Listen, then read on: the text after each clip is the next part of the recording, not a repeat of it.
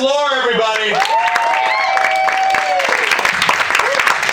Thank you very much. Very happy to be back here in this house of laughter. Pretty confused about what I look like. I get a lot of mixed messages from my family. My mom says I'm handsome. My 2-year-old niece says I look like an owl. Just a little 2-year-old ball of dough.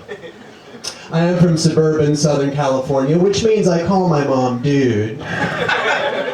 Said the word dude a lot in my life, so much so that ooh shape is just grafted onto my mouth. It's a language where I'm from. It expresses every emotion. There's anger, dude. Sadness, dude. My favorite and most useful is danger.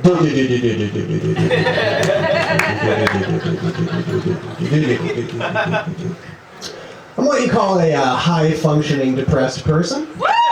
Hey, got another one over there. That's good. I see you. I work hard, but I cry harder. Cry harder. Mental health issues, they run in my family. My father has OCD. And growing up with an OCD dad is very interesting because in high school, when he found my weed and my pipe, he sat me down and he gave me a thorough lecture on the horrors of drug abuse. But after the lecture was over, OCD dad gave me my drugs back. Because everything goes in its right place. You can click the screen and the pipe back into place. Joke's on you, OCD dad. Lights off in my house was promptly at 10 o'clock, but with an OCD dad, it's more like lights off, on, off, on, off, on, off, on, off, on, off. I have a vegan diet, but I don't say that I'm a vegan.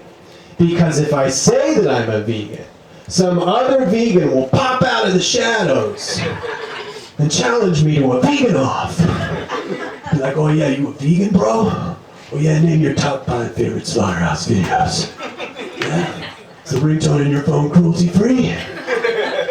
You ever smuggle a baby pig to freedom in your pants? Sometimes I get pretty drunk and then I end up being a blackout drunk vegan. And that's a despicable person to be when ordering food at a deli at 4 o'clock in the morning. Because I roll up to the counter and I'd be like, yeah, hey, could I just get something that contains none of the ingredients behind the counter? But humans, we're inconsistent with our healthful and unhealthful behaviors. Like I can be a drunk vegan. And a good buddy of mine, he does a lot of cocaine. But to his credit, he has recently given up gluten. I guess he must have hit rock bottom, right? Like, he must have got home one night and just all cracked out and looked himself in the eye in the mirror and was like, I gotta change my life, man. I gotta give up toast. Oh, just one more slice. Then we'll stop. Got a lot of artist friends. Some of them are like, giving up on their dreams, quitting. And that makes me real sad. And, human beings are the only animals that give up, right? Like, I've never seen a cocker spaniel roll over and just be like, screw it. I'm just going to go to graduate school. What the fuck am I doing?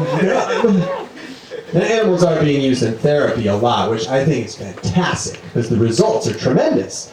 Unless, of course, you are a therapist. That's got to be a raw deal, right? Like, you go to school, you pay a lot of money for a degree in training, and then you show up to work one day and find that some miniature horse is just killing it in your field. Just by being a horse. It's not cool. Now, therapy is super useful. It was very helpful to me. Not too long ago, I was in a super long-term relationship that crashed and burned. And part of that ending was my partner realizing that she was gay. And before we broke up, she actually cheated on me with a woman.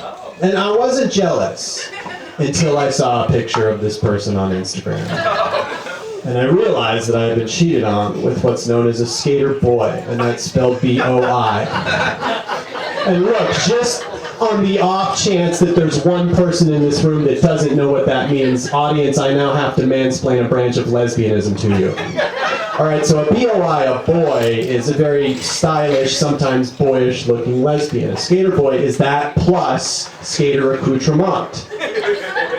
So I wasn't jealous, but you remember, I'm from suburban Southern California. I am a skater boy as well.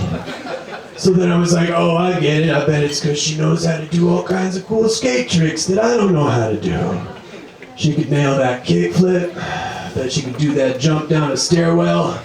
And then what I realized is that she really could nail this one super gnarly trick that I never could do. It's this trick called meeting my girlfriend's emotional and sexual needs. You guys did fantastic. I'm pretty sorry. Have a good night.